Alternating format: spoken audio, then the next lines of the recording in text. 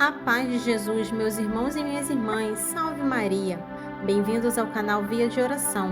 O Santo do Dia é uma resenha diária dos santos guardados na memória da Igreja. Eles são os verdadeiros discípulos de Nosso Senhor Jesus Cristo. As vidas desses homens e mulheres são a doutrina e os ensinamentos da Santa Igreja. 30 de outubro, recordamos hoje os santos, a bem-aventurada Maria Restituta e São Flumêncio, santos que fizeram a diferença no seu tempo. Vamos começar conhecendo a história da bem-aventurada Maria, instrumento de Deus para a cura de corpo e alma. A beata soube comunicar o amor pela vida aos doentes, estivessem eles na alegria ou na dor. Durante vários anos, ela serviu a Deus na pessoa dos doentes. Para eles, ela estava sempre disponível, atenciosa, carinhosa e competente. Por Cristo eu vivi, por Cristo desejo morrer. Vamos conhecer um pouco mais de sua história. Seu nome de batismo era Helene. Seus pais se chamavam Anton e Maria Kafka. Ela nasceu em 1º de maio de 1894, na cidade de Brno, situada na atual República Tcheca. 2 anos depois, em 1896, a família Kafka mudou-se para a cidade de Viena, que na época era a capital do Império Austro-Húngaro. Em Viena, a jovem Helene estudou e formou-se como enfermeira.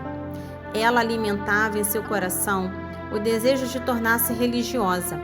Seus pais, porém, reprovavam essa ideia. A princípio, ela se conformou. Mas depois, quando completou 20 anos, seus pais compreenderam que sua vocação era verdadeira e abençoaram sua vontade. Assim, ela entrou para a congregação das franciscanas da Caridade Cristã. Ao fazer os votos, adotou o nome composto de Irmã Maria Restituta. Maria em homenagem à sua mãe e Restituta em homenagem a uma santa mártir do século I. Irmã Maria Restituta recebeu um apelido carinhoso, Irmã Resoluta, isso por causa de sua maneira delicada e decidida e por causa de sua segurança e competência no exercício da enfermagem, especialmente no auxílio às cirurgias e também como anestesista. Trabalhando no hospital da cidade de Viena, Irmã Maria Restituta passou a ser referência às enfermeiras, médicos e muito especialmente para os enfermos. A Irmã Maria Restituta soube como ninguém comunicar o amor pela vida aos doentes, estivessem eles na alegria ou na dor. Durante vários anos ela serviu a Deus na pessoa dos doentes. Para eles ela estava sempre disponível, atenciosa, carinhosa e competente. Em 1938, Hitler ordenou que o exército ocupasse a Áustria. Por isso, Viena passou a ser uma das bases mais importantes do comando nazista. Imediatamente, Irmã Maria Restituta colocou-se contra aquela loucura. Não teve receio de deixar claro que, sendo a favor da vida, jamais apoiaria o nazismo de Hitler, assumindo as consequências disso. Pouco tempo depois, a perseguição nazista começou no hospital onde Irmã Maria Restituta trabalhava. Em determinado momento, os nazistas começaram a retirar o crucifixo até mesmo das salas de cirurgia. Irmã Maria Restituta, porém, com serenidade, recolocava-o no lugar e fazia isso de cabeça erguida, forte, cheia de fé, desafiando os nazistas. Por isso, os nazistas aprenderam no ano 1942. Irmã Maria Restituta, presa pelos nazistas, fez da prisão um lugar de graças, com o intuito de honrar o nome que adotava em seus votos perpétuos, ou seja, Restituta, que significa aquela que foi restituída para Deus. Ela esteve durante 5 meses na prisão, antes de ser morta. Nesses meses foi exemplo de fé, oração, perseverança e coragem diante de todas as humilhações e sofrimentos causados pelos nazistas. No dia 30 de março de 1943, Irmã Maria Restituta foi decapitada. Sabendo de seu destino antes de morrer, enviou uma mensagem para as franciscanas: Por Cristo eu vivi, por Cristo desejo morrer. E diante dos assassinos nazistas permaneceu firme. Antes que o carrasco cortasse sua cabeça, ela pediu ao capelão: Padre, faça-me na testa o sinal da cruz. o padre fez o sinal da cruz de Cristo em sua testa e ela foi decapitada, dando testemunho de Cristo. Irmã Maria Restituta foi declarada bem-aventurada pelo Papa João Paulo II no ano 1998. Sua celebração litúrgica foi estabelecida para o dia 30 de outubro, porque esta é a data em que os nazistas decretaram sua sentença de morte. E que possamos assim pedir a intercessão desta grande santa. Amém. Neste dia também recordamos São Flumêncio. Desde a adolescência, Flumêncio teve sua vida marcada por acontecimentos surpreendentes que o levaram a uma região exótica e distante, a Etiópia, no coração da África, da qual se tornou o primeiro bispo. Antes disso, porém, foi discípulo de filósofo e um escravo muito especial.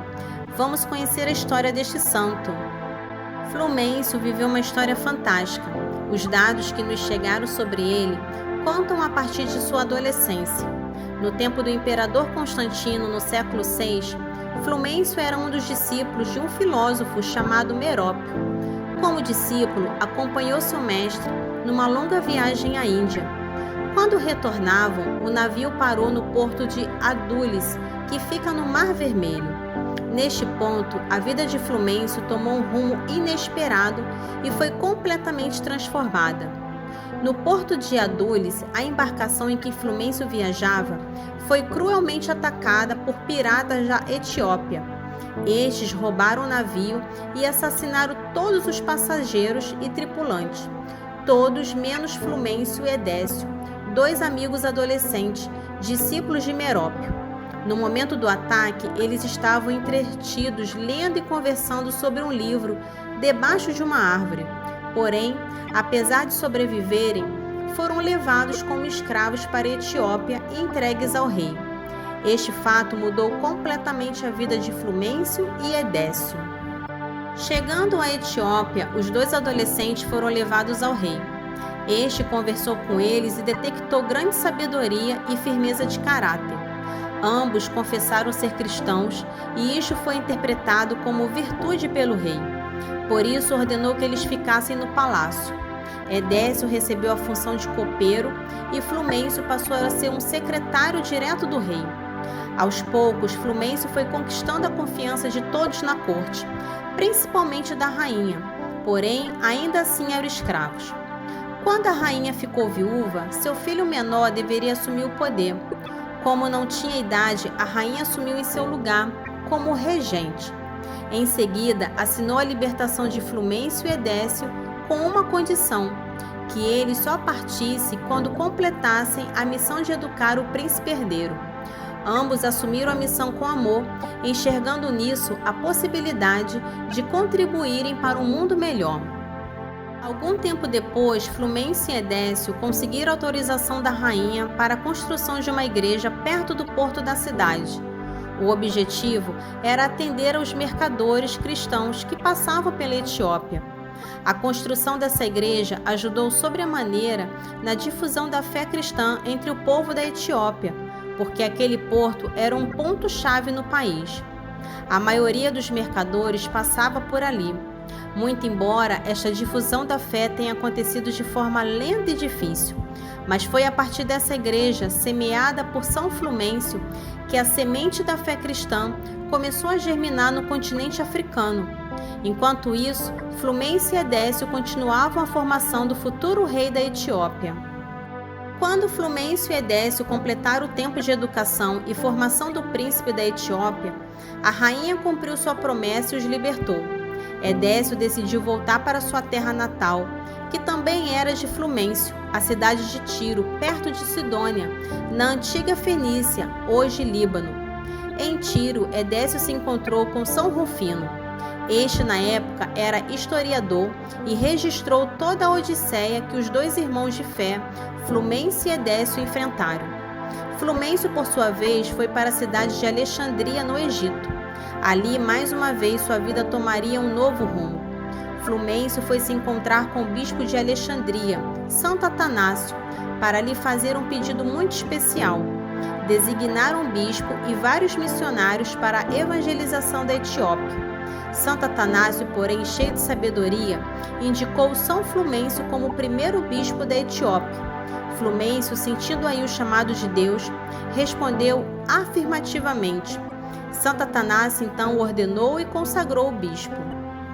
Quando voltou com alguns missionários, São Flumêncio encontrou o jovem que tinha sido seu pupilo, empossado como rei da Etiópia. O jovem nutria grande estima por aquele que tinha sido tão bom e tão sábio mestre. Sabendo que Flumêncio se tornara bispo, o jovem rei abraçou a fé, converteu-se e pediu o batismo. Em seguida, convidou o povo de seu país a acompanhá-lo na alegria do seguimento de Jesus Cristo. Assim, a fé cristã começou a se enraizar na Etiópia. São Flumêncio começou sua missão auxiliado pelos missionários e pelo testemunho do rei, seu ex-pupilo. Por causa de sua santidade e bondade, São Flumêncio passou a ser chamado pelo povo etíope de Abba Salama, que quer dizer Pai da Paz. Ele dedicou toda a sua vida à evangelização da Etiópia, até a sua morte no ano 380. São Flumêncio passou a ser chamado de Apóstolo da Etiópia. Que possamos pedir a intercessão deste santo. Amém. Para conhecer um pouco sobre a vida dos santos, se inscreva no canal, curta e ative o sininho para receber as notificações. Os santos são obras-primas de Cristo e nos levam por suas preces a Deus. Oração do dia. Ó Deus, que destes à bem-aventurada Irmã Maria Restituta a graça de transbordar amor e competência no serviço aos doentes e de testemunhar a fé em Cristo, mesmo diante da perseguição e da morte, enfrentando a morte por causa de vosso amor. Dai também a nós a graça de tal amor e de tal perseverança, para que o vosso nome seja sempre mais glorificado. Por nosso Senhor Jesus Cristo, vosso Filho, na unidade do Espírito Santo. Amém. Bem-aventurada Irmã Maria Restituta, rogai por nós. Rezemos pedindo a intercessão de São Flumêncio. Oremos. Ó Deus, que aos vossos pastores associaste São Flumêncio, animado de ardente caridade e da fé que vence o mundo, dai-nos por sua intercessão perseverar na caridade e na fé, para participarmos de sua glória. Por nosso Senhor Jesus Cristo, vosso Filho, na unidade do Espírito Santo. Amém. São Flumêncio, rogai por nós.